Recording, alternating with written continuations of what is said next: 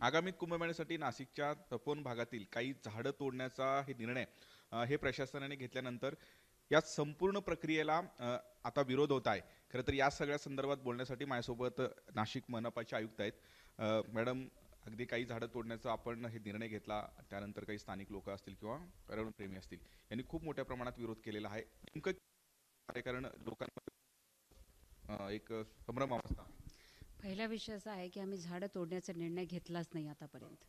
हे जे आपण पण बोलले की झाडं तोडण्याचा निर्णय घेतला किंवा असं तसं, तो तसा नाही आहे. आम्ही फक्त झाडांचा सर्वे केला की नेमकं किती झाड आहेत त्या एरियामध्ये, आणि ते सर्वेमध्ये जे 1800 झाड आढळले त्याच्यात आम्ही जास्तीत जास्त झाड वाचवणार. आणि फक्त जे झुडपे आहे मागचे 5-7 वर्षात आलेले आहे ते गुगल फोटोवर पण आपल्याला दिसते, तर तेच फक्त आम्ही काढणार जे साधुग्रामसाठी आपल्याला आवश्यक वाटतंय.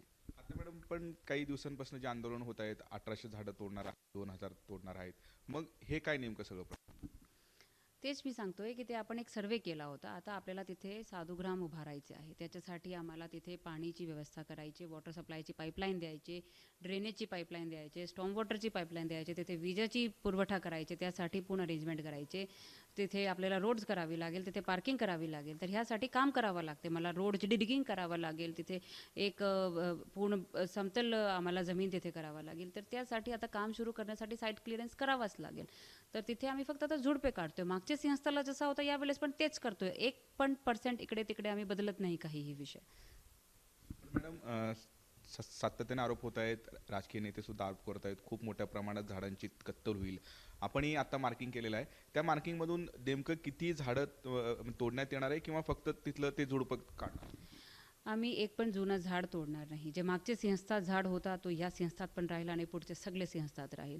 जे झुडपे आलेले आहे प्रदेशी व्हरायटीचे जे झुडपे आलेले आहे, जसं की रेनट्री, काशेद, आपला सुबाबूल, आणि जे पण एकदम खूपच असे पॅरासायटिक वाढले आहेत, फक्त त्याच्यावरच आम्ही थोडं हे करणार, म्हणजे काढण्याचा निर्णय घेणार. आणि ते पण जेवढं आमचे प्लॅनमध्ये जे खूपच, म्हणजे जिथे काही समजा आपल्याला जर्मन शेड उभारायचे आहे आता या लोकांसाठी, साधुग्रामसाठी, साधूंसाठी, भाविकांसाठी, तर जिथे आपल्याला हे मोठे शेड करायचे आहे आणि फक्त त्याच एरियामध्ये आम्ही ते थोडे काढणार. आणि जास्तीत जास्त प्रयत्न हा राहील की जे आपला मोकळा एरिया आहे तिथेच आम्ही हे शेड करणार.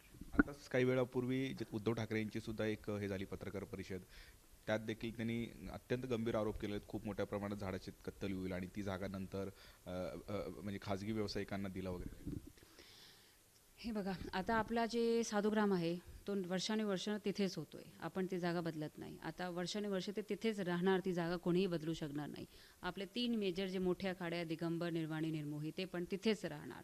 तर खाजगी माणसाला देण्याचा विषय तर येतच नाही.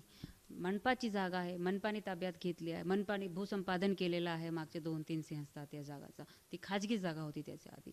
तर मनपाला त्या जागाचे संवर्धन पण करायचे आहे. तिथे अतिक्रमण होऊ नये. तिथे आता शहरात सगळ्यात मोठा प्रश्न अतिक्रमणचा झाला आहे. तर त्या संवर्धनासाठी आम्हाला तिथे कुंभनंतर त्या जागा कसं वापरायचे 10 वर्ष, मग त्याचं नियोजन आम्ही करतो. आणि परत कुंभमध्ये ती जागा आपण साधूसाठीच वापरणार, जसं साधूला पाहिजे तशीच करून देणार. ते त्याबाबत तर दुसरं काही दुमतच नाही. तर ह्याचा मेन उपयोग जे आहे ते साधूंसाठी राहील, आणि त्यानंतर त्याचं संवर्धन साधूसाठी कसं करायचे पुढचे कुंभपर्यंत, फक्त त्याचं नियोजन आम्ही आता करतोय. म्हणजे आपण खाजगी व्यावसायिकला वगैरे असं देणार? नाही नाही, ते आपला जे आहे तिथून उत्पन्न मिळेल नाशिक महानगरपालिकेला, आपण ते मेंटेन करून घेणार, आपण ते मॅनेज करून घेणार, ते साफ ठेवणार, ते ते लोकांना वापरता येईल अशी ठेवणार आम्ही ती जागा. मॅडम, अजून एक मागणी होतोय काही दिवसांपासून, जे या सगळ्या संदर्भात आंदोलन करतायत किंवा तरुणप्रेमीकडून, जी साधुग्रामची जागा आपण इथेच करणार आहात तपोवनामध्ये, ते वेगळीकडे करावं कुठेतरी शिफ्ट, म्हणजे ते झाडं वाचतील किंवा इथल्या जागेला काही. आता तुम्ही मागे एक हे फोटो पाहू शकतात. हे खूप आपला कंजेस्टेड गावठाणचा एरिया आहे. आपलं अमृत स्नान जे होतं ते ह्या ठिकाणी होतं. तर इथे तुम्ही बघा की किती छोटी छोटी गल्ल्यातून लोकांना यावं लागणार आहे. तर हा जे साधुग्रामची जागा आहे, गोदावरी काठाची जागा आहे, ही एका गोदावरीच्या बाजूने येते आणि तिथे थोडा मोकळी जागा आहे. अमृत मार्ग जे आहे तो आपला बदलू शकत नाही. तर हा एक तर मेजर आपला मुद्दा आहे की आपली साधुग्रामची जागा हीच राहील. दुसरा जे नेहरू नगर किंवा मेरीच्या सांगताय की तिकडे तुम्ही शिफ्ट करा, तिथे गोदावरी नाही, तिथे रस्ते एवढे मोठे आणि असे, म्हणजे जिथे तरी इथे एक मोगला रस्ता भेटतोय आपल्या ते शहरामध्ये मधून येणार ते शक्य नाही. चेंगराचेंगरीची शक्यता आहे तिथे जर आम्ही काही केला. तिसरा, तिथे आम्ही जे आमचे पोलीसचे व्हॉलंटियर्स, आमचे स्वच्छता कर्मचारी, आमचे डॉक्टर, पॅरामेडिकल स्टाफ, फायरचा स्टाफ, रेल्वेचा स्टाफ, बस ड्रायव्हर्स, कंडक्टर्सचा स्टाफ, या लोकांसाठी 15 ते 20 लोक कर्मचारी आमचे येणार आहे कुमचेवेळी. त्यांना कुठे त्यांची कुठे सोयीसुविधा करायची, त्यांची आम्ही नेहरू नगर आणि मेरीला करतोय. पार्किंग आणि होल्डिंग एरिया भाविकासाठी आम्ही तिथे करतोय. मॅडम, एक अखेरचा प्रश्न. काही मराठी कलाकार सुद्धा इथे येऊन हे झाडं वाचवण्यासाठी आंदोलन करणार आहेत आणि आज किंवा उद्या सुद्धा एक आंदोलनासंदर्भात एक मीटिंग होणार आहे. या सगळ्या आंदोलकांना आपलं काय आव्हान असणार आहे?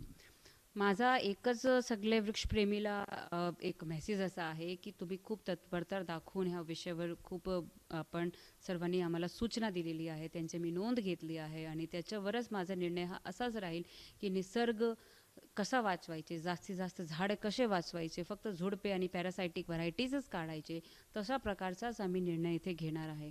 आणि आम्ही खूप मोठ्या प्रमाणात आता 1,00,000पेक्षा जास्त झाडांची आम्ही लागवड करणार, मोठे झाड पण लावणार, शहराचे वेगवेगळे ठिकाणी लावणार. फक्त एक तपोवनमध्ये नाही, आता पूर्ण नाशिकला आपल्याला वन करायचे आहेत. नाशिक म्हणजे हरित नाशिक म्हणून आपली ऑलरेडी ओळख आहे, ती कायम ठेवायची आहे.